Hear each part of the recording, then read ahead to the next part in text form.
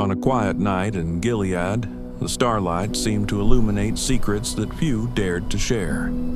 It was in that setting that Jephthah was born, carrying with him a delicate story. His father was from Gilead, but his mother was not the wife of that respected man. She was a prostitute. In a culture where family honor spoke louder than anything, Jephthah grew up already marked by suspicious glances and malicious comments that followed him from infancy. While other children played carefree, Jephthah realized there was no place for him among the legitimate children of Gilead. His half-brothers kept him on the margins, treating him as someone who shouldn't even set foot in the same house.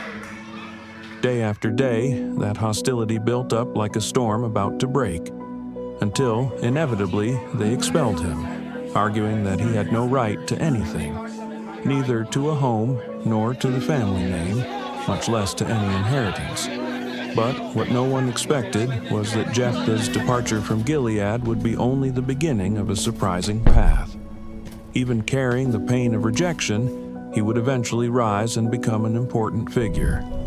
However, the choice he made later, a bold and dangerous promise, would set him on a course of sacrifice that still intrigues all who hear his story. It is precisely about that promise and the price he paid that we are going to discuss now. This is the Mysteries of Faith channel. Welcome. If you want to understand how Jephthah's journey unfolded and why he had to sacrifice his own daughter, please bless this video with your like. Jesus loves you. Let's get started. Jephthah set out with few belongings in his pack, but with much pain and a future full of uncertainties. He headed to Tob, a distant region where no one cared about each person's past. There, among people as rejected as he, Jephthah began to discover his own worth. Surprisingly, those whom society despised recognized him as a leader. Meanwhile, in Gilead, a dangerous threat was approaching, proving that God's plans do not always follow the course we expect. Unbeknownst to him, Jephthah was being prepared for a greater calling, something that would force him to return to the lands from which he was once expelled. In Tob, life moved almost as if time had stopped. Far from the judgments of his former home, Jephthah freed himself from the feeling of being the unwanted son and found companions who had also been cast aside. They were people living on the margins, thieves, mercenaries, and souls wounded by rejection. Yet they joined Jephthah, drawn by his quiet courage and the firm way he faced difficulties. Jephthah's leadership emerged almost effortlessly. It was not based on threats, but on a genuine understanding of what it means to be cast aside. Those who lived with him perceived the strength of someone who had survived scorn. And although the world saw these men as lost, Jephthah organized them into a united and determined group. While Jephthah rebuilt his life in Tob, the land of Gilead faced a terrible challenge. The Ammonites were advancing with violence, destroying crops, burning villages, and terrorizing the people. The Council of Elders, composed of wise yet desperate men, sought an urgent solution. They knew they needed someone capable of uniting all of Israel and leading the defense against the enemy. It was then that one name began to emerge: Jephthah, the very man whom Gilead had once rejected. Despite the irony, the elders had no choice but to send messengers to beg for his help. When they found him in Tob, surrounded by the men who followed him, Jephthah still carried in his memory the humiliation of having been expelled. The wounds of the past resurfaced when the elders asked him to become the commander in the war against the Ammonites. Jephthah did not hide his indignation. "Didn't you despise me? And now you need me?" The words came out laden with understandable bitterness. Even so, the elders insisted, acknowledging their errors and offering Jephthah not only an apology, but the guarantee that he would govern Gilead if he accepted to lead them.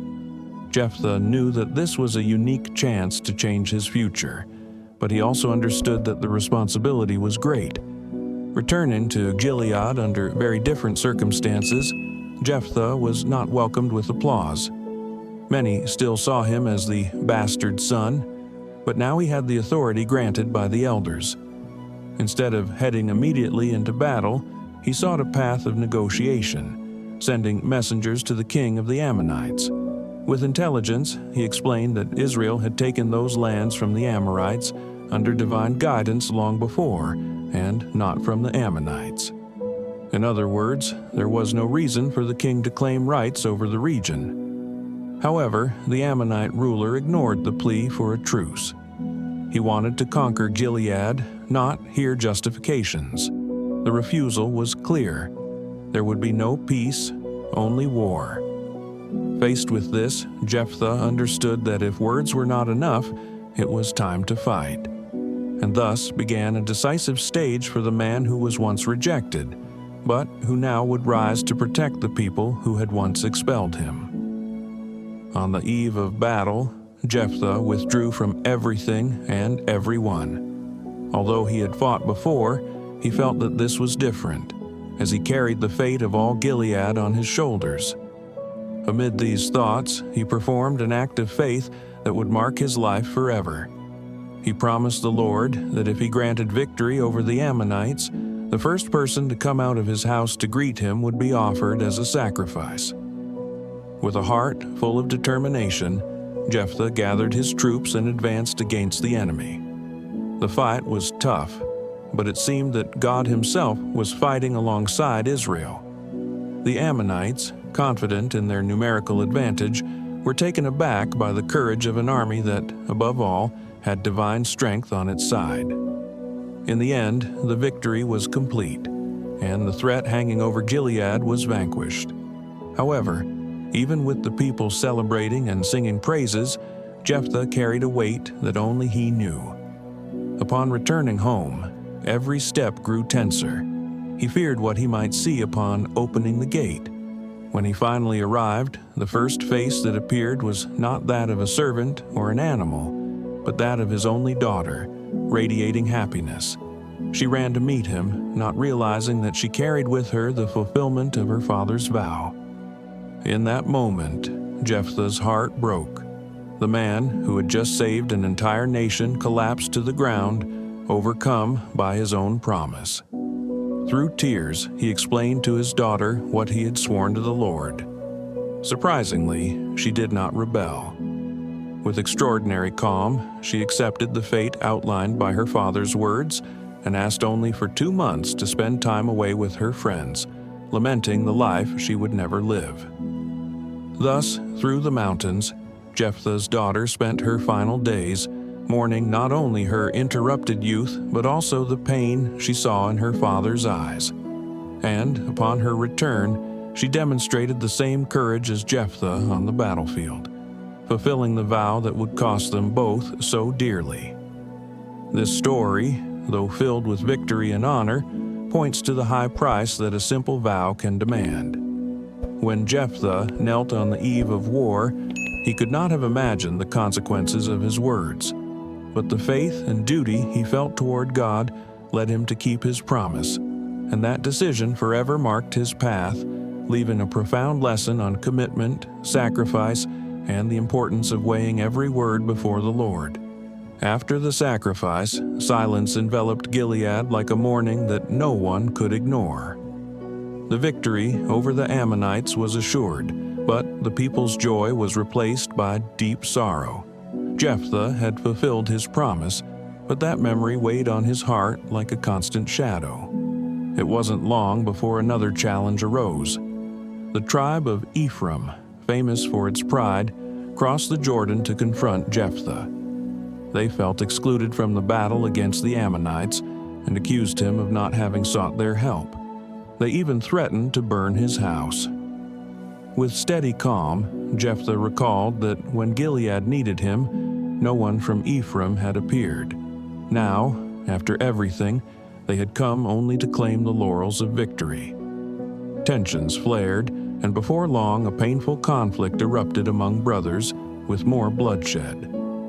Once again, Jephthah won, but every triumph seemed to cost him a piece of his soul. For 6 years, Jephthah led Israel. His government, though respected, was marked by deep melancholy. He had been called to liberate the people, but the price was extremely high. In every glance, he saw more compassion than joy, and even the peace he had won did not dispel the memories. The house that once represented home and affection had become a silent place, full of echoes of all that was lost.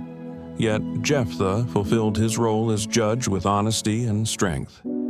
He was an unlikely leader, chosen by God despite the circumstances that had once excluded him. His life reflects the way the Lord does not always choose the most obvious or perfect. He looks beyond appearances, valuing dedicated hearts. The marks of rejection that Jephthah carried transformed into motivation to serve the people. It was in his pain that he found the strength to fight and overcome. However, his story also warns us about the seriousness of the vows we make before God. Words spoken in moments of despair can have irreversible consequences. Jephthah's journey leaves us with questions that transcend time. How can we deal with our promises? To what extent are we willing to fulfill them, even if they bring sacrifice? And, above all, how do we find hope when the choices we make weigh so heavily on our hearts? Even after his story ends, the lessons remain alive. It reminds us that God can use those whom the world rejects, that commitments made without reflection can change lives forever, and that sometimes the greatest victory comes accompanied by a pain that does not easily heal. If you enjoyed this narrative, please leave your like and share this blessed message. May God enlighten you. Don't forget to subscribe to the channel to keep up with other powerful lessons from the Bible. I'm leaving 2 special videos for you at the end. One talks about what the world was like before the flood, and the other shows you what happened on the day Jesus descended into hell. Go check them out. It was a pleasure to be with you once again. Thank you very much, and see you next time.